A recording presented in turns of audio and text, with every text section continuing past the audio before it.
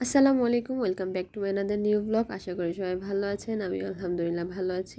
এই ভিডিওটা কিছুদিন আগে, 2 থেকে 3 দিন আগে, তো আমার কাকির বাসায় গিয়েছিলাম। তারা নতুন ফ্ল্যাটে উঠেছে, তো সেই উপলক্ষে কাকি বলছিল বারবার যাওয়ার জন্য। তো বিকালে আমার 2 কাজিন, আমি, আমার ছোটো বোন সবাই সহ একসাথে গিয়েছিলাম।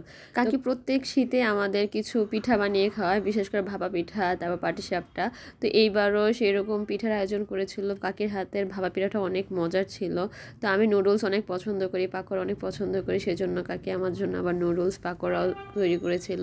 সব কাজিনরা যখন একসাথে হই তখন দিনটা অনেক ভালোই যায়, খুব ভালো লাগে। সবাই একসাথে গল্প করি যখন।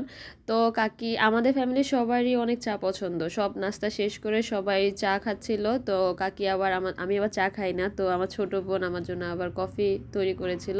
ওর হাতে কফিটা অনেক মজা ছিল। সেই দিনের সন্ধ্যাটা অনেক ভালোই ছিল, যেহেতু সব কাজিনরা ছিলাম একসাথে। আজকে এই পর্যন্ত, সবাই ভালো থাকবেন। আল্লাহ হাফেজ।